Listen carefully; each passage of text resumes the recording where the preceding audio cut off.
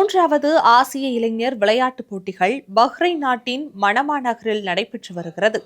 இதற்கு முன் 2013ஆம் ஆண்டில் சீனாவின் நாங்ஜிங் நகரில் நடைபெற்றது. அதன் பின்னர் சுமார் 12 ஆண்டுகளுக்கு பிறகு ஆசிய இளைஞர் விளையாட்டுத் தொடர் நடைபெற்றது. நடப்பு தொடரில் இந்தியா 2 தங்கம், 5 வெள்ளி, 8 வெண்கலம் என 15 பதக்கங்களுடன் 5வது இடத்தில் உள்ளது.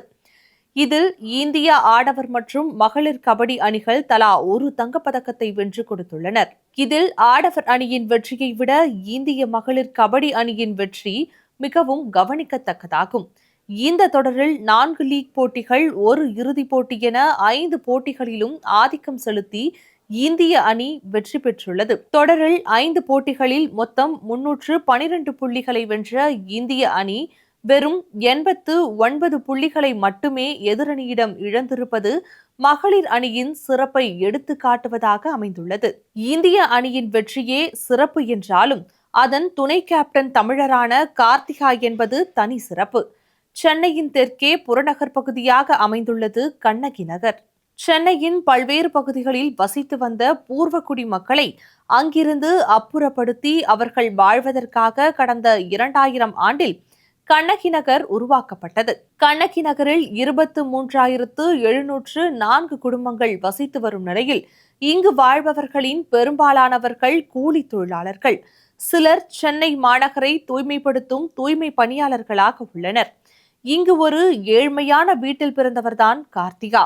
இவரது தந்தை ரமேஷ் சென்ட்ரிங் வேலை செய்து வருகிறார். இவரது தாய் சரண்யா தூய்மை பணியாளராக இருந்தவர்.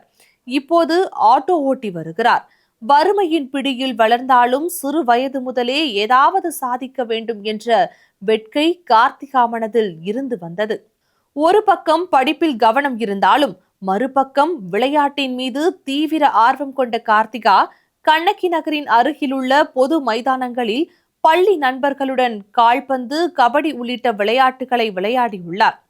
இதில் கபடி மீது அவர் தீராத காதல் கொண்டார். தனது 10 வயதில் ஒரு உள்ளூர் கபடி போட்டியில் காலடி பதித்துள்ளார். தொடர்ந்து 6ஆம் வகுப்பில் இருந்தே பள்ளிகள் அளவிலான கபடி போட்டிகளில் பங்கேற்று பல வெற்றிகளை குவித்து கண்ணகி நகர் மேல்நிலைப் பள்ளிக்கு பெருமை சேர்த்துள்ளார். ஏழ்மை நிலை என்பதால் தினசரி காலை 5 மணிக்கு எழுந்து தந்தையின் பழைய ஷூக்களை அணிந்து அருகிலுள்ள மணல் மைதானத்தில் பயிற்சி செய்து வந்தார் கார்த்திகா. மகளின் ஆர்வத்தை அறிந்த பெற்றோர் தங்கள் சம்பாதிக்கும் சொற்ப ஊதியத்தையும் வைத்து கார்த்திகாவை ஒரு கிளப்பில் பயிற்சி பெற சேர்த்துவிட்டு ஊக்குவித்துள்ளனர். அங்கு பயிற்சியாளர்களின் உதவியுடனும் தனது கடின உழைப்பு மற்றும் ஆர்வத்துடனும் தொடர்ந்து மாநில அளவிலான போட்டிகளில் அசத்திய கார்த்திகா இந்திய இளையோர் அணியிலும் இடம் பிடித்து தனது சிறப்பான ஆட்டத்தின் மூலம் அணி தங்கம் வெல்ல முக்கிய பங்கு வகித்துள்ளார். கண்ணகி நகர் என்றாலே அது குற்றவாளிகளின் கூடாரம் என்பது போன்ற மாயைகள் பொதுத்தளத்தில் உருவாக்கப்பட்டிருக்கிறது. திரைப்படங்களில் கூட பல தவறான காட்சிப்படுத்தல்களை பார்க்க முடியும். அப்படி இருக்க தானும் தனது அணியும் சேர்ந்து கபடியில் தொடர் வெற்றிகளை குவித்து கண்ணகி நகர் குறித்து பேச்சுக்களை போக்குவோம் என கடந்த ஆண்டு டிடி நெக்ஸ்ட் ஆங்கில ஊடகத்திற்கு அளித்த பேட்டியில் கார்த்திகா தெரிவித்துள்ளார். அதில் கண்ணகி நகரை ஒரு பிராண்டாக மாற்றுவதே எனது முதன்மையான நோக்கம் என்றும் அவர் பேசியிருந்தது கவனிக்கத்தக்கது.